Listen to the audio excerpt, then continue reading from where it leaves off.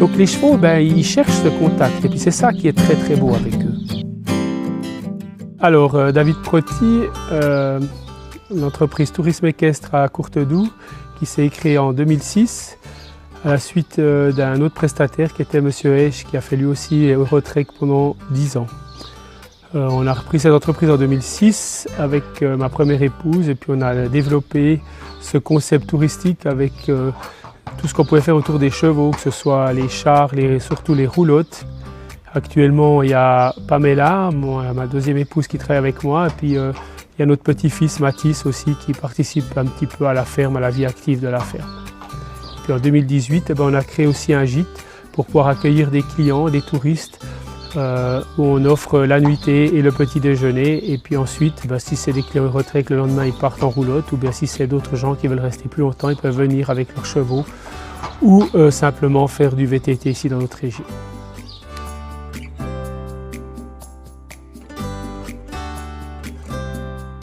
Puis ensuite, des gens comme nous, il y en a eu de moins en moins. Et puis actuellement, on est peut-être encore un ou deux en Suisse à proposer de telles prestations parce que les gens ont peur malheureusement de prêter leurs chevaux comme ça. Donc, mais tout en sachant que le plus gros de mon travail, c'est de trouver le bon ou la bonne jument pour pouvoir donner à madame et monsieur tout le monde. Voilà un peu l'histoire de comment est née cette aventure.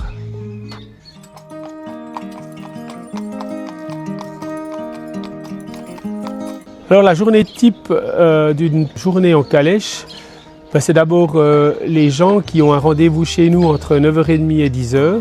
On les réceptionne, on les laisse parquer leur voiture. Ensuite, ils prennent leurs bagages, qu'ils chargent dans les roulottes. On leur laisse un peu du temps pour faire ça. Puis on aime bien, nous, vers 10h, 10h10, commencer les instructions roulottes. Donc s'il y a une ou deux roulottes, ou ce qui veut dire une ou deux familles, ou voire plus, on aime bien prendre tout le monde, aller vers la roulotte et puis expliquer le maniement de la roulotte avec ce qu'on ose faire, ce qu'on n'ose pas faire. Et puis une fois que ça c'est fait, on prend le même groupe et puis on vient vers les chevaux.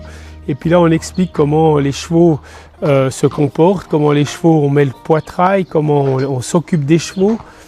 Et puis ça, on démontre nous-mêmes. Et puis après, chaque personne, on va dire, a un atelier ou un cheval. Et puis doit pouvoir s'exercer dessus. Et puis ça peut prendre 1 ou 2 fois, 3 fois, 4 fois.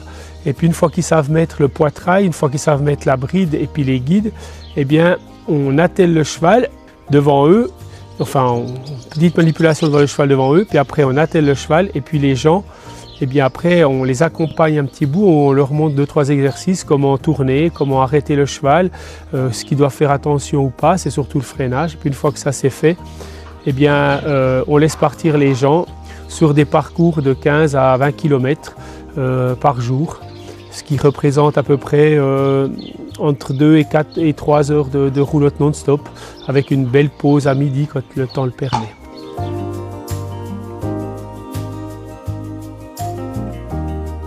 Le Franche-Montagne, c'est un cheval très polyvalent. C'est un cheval d'une taille moyenne d'environ entre 1,50 m et 1,60 m. C'est un cheval qui est sélectionné par des éleveurs pour son caractère, sa polyvalence. Et puis c'est un cheval qui a beaucoup de courage. Et puis c'est un cheval qui est bon enfant, on va dire. Et voilà pourquoi le Franche-Montagne est fait pour ce job, quoi. Il est incroyable, quoi. Quand je discute avec les gens, des fois c'est aussi bien qu'un enfant, puisque c'est lui qui les conduit. Les gens, des fois, ils ne doivent même plus lire la carte, ils ne doivent plus rien faire, tellement le cheval, hop, tac, il sait exactement où il doit tourner, il sait exactement où il y a les pauses à midi, c'est lui-même qui s'arrête, c'est lui-même qui les... Ouais, c'est un cheval qui est très cool, très simple. Et puis, en plus, pour moi, éleveur, qui est facile d'entretien par rapport à d'autres races. Et puis ça, pour nous, ça c'est important. Puis sa robustesse nous aide beaucoup parce que ça demande un entretien quand même assez succinct.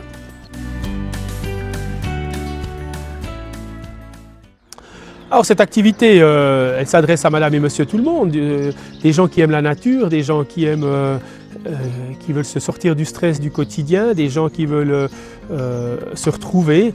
Mais je dirais que allez, le 70% c'est des familles et puis après c'est des sorties entre potes, des sorties entre copines, des enterrements de vie de garçons, des enterrements de vie de jeunes filles.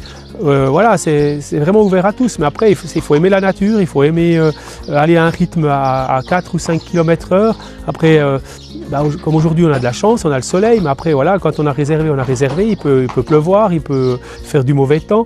C'est une activité qui est totalement à l'extérieur, mais c'est vraiment une activité pour Mesdames et Messieurs tout le monde. C'est vraiment une belle découverte, pour vraiment découvrir une belle région qui est la nôtre, qui est la Joie. Alors, le poids idéal pour que le cheval aime tracter, on va dire, c'est 600-700 kg. Il faut savoir que la roulotte, elle fait déjà entre 300 et 320 kg quand nous on la charge, puisqu'il y a les glacières, il y a la vaisselle, il y a les tables, il y a les chaises, il y a l'eau, il y a 20 litres d'eau, il y a la nourriture du cheval. Donc ça c'est du poids déjà pour le cheval. Donc voilà, vous rajoutez ça. Donc après, voilà, c'est entre 100 et 150 kg de bagages, mais tout dépend le nombre de jours que les gens partent. Tout dépend le temps qu'ils annoncent. Donc les gosses, qu'est-ce qu'ils font? Ils descendent la roulotte, ils vont chercher des pierres, ils vont chercher du bois, ils vont chercher plein de choses. Ils s'amusent parce qu'on va pas vite. Donc il n'y a pas besoin de prendre toute la maison. Donc un minimum de bagages. Et puis après, engendrer dans la tête les paysages, la nature, etc. Puis laissez faire. Et puis faites des choses simples, puis prenez des choses simples avec vous. Ce sera beaucoup plus simple, quoi. Ah, puis le poids, oui, c'est vrai que le poids pour les chevaux aussi, ce qu'on demande que ça ne dépasse pas les 500-600 kg, c'est que par moment il y a des belles montées. Et puis quand il y a des belles montées, eh bien le meneur restera toujours à sa place, donc le chauffeur, toujours au guide du cheval. Le meneur ne doit jamais descendre et ça doit toujours être un adulte. Par contre, dès que ça monte fort, s'il y a trop de poids, qu'est-ce que devront faire les autres personnes? C'est descendre et marcher à côté de la roulotte. Oui, méfiez-vous aussi à trop de poids, quoi. Puis c'est dommage, quoi. Le nombre minimum, il est facile, c'est 2. C'est 2. Alors c'est 2, ça peut être un adulte et puis comme j'expliquais avant avec mon histoire de la dame, un ado ou un enfant. C'est vrai que l'année passée, on a eu des roulottes qui sont parties avec des enfants, des gamines ou des garçons de 8-10 ans.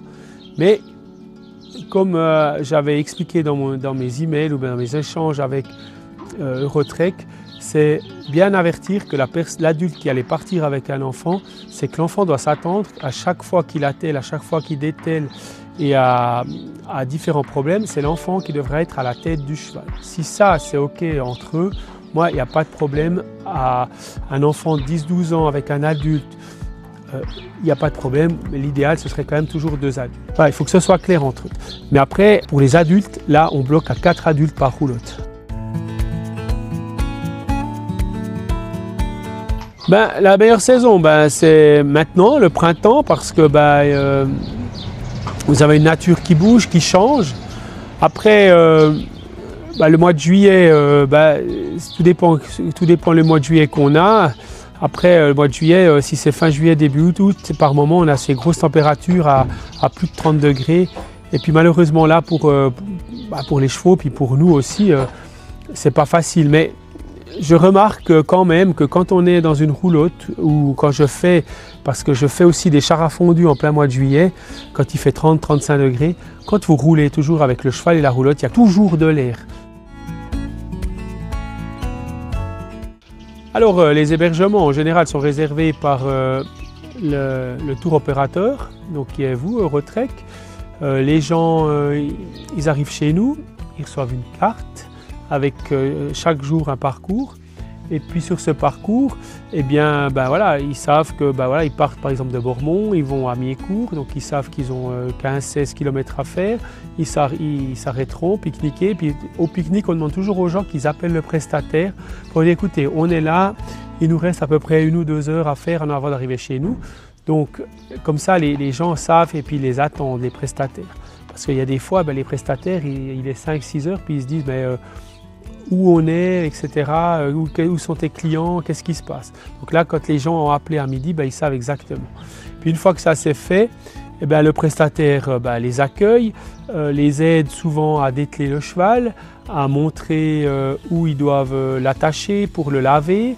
En général, les gens, une fois qu'ils l'ont dételé, désharnaché, ils le lavent, ils s'occupent de lui. La première chose qu'on demande toujours aux gens, c'est d'abord le cheval, puis après eux. Hein. C'est ce qui est normal. Le cheval a travaillé toute la journée. Donc hop, ils le détellent, ils le désharnachent, ils le lavent. Après, le prestataire leur explique ce qu'ils osent faire chez eux. Si c'est eux qui donnent du foin, si c'est eux qui mettent la paille, si c'est eux qui vont leur donner, devront nettoyer le box le lendemain. Et donc une fois qu'il a expliqué tout ça, une fois qu'il a expliqué s'ils doivent donner de l'eau ou pas de l'eau, parce que c'est automatique, chez certains c'est automatique, il y a d'autres il faut amener par bidon. Donc voilà, après c'est le prestataire qui explique tout ça. Et puis une fois que ça c'est fait, eh bien, les gens déchargent la roulotte et puis s'installent soit à la paille, soit en dortoir, soit dans les chambres d'hôtel. Et puis après, soit les clients ont décidé, parce qu'ils ont appelé, puis ils ont averti le prestataire de manger sur place, ou alors, s'ils sont à Porrentruy ou ailleurs, d'aller manger dans le restaurant du coin. Et puis ensuite, la nuit se passe, et puis avant le petit déjeuner, le lendemain matin, on demande aux gens d'aller contrôler le cheval. Donc contrôler le cheval, c'est-à-dire si tout d'un coup il s'est roulé dans ses crottes puis qu'il est sale, c'est à eux de le nettoyer. C'est à eux de faire le box, c'est à eux de le nourrir, si le prestataire leur a demandé de le faire, ou bien alors le prestataire l'a nourri, a fait le box et s'est occupé de tout. Mais les gens vont quand même juste donner un petit coucou, contrôler que le cheval, tout se passe bien. Puis une fois que ça c'est fait, après eux, les gens vont déjeuner, font leur bagage, et puis vers 10-11 heures, quand ils sont vraiment prêts à partir, ils peuvent continuer leur parcours ils prennent un nouveau plan, ils chargent la nouvelle application, le nouveau parcours sur leur téléphone et puis ils partent pour à nouveau une journée type avec 2 heures de pause et puis 2 heures de balade jusqu'au prochain prestataire.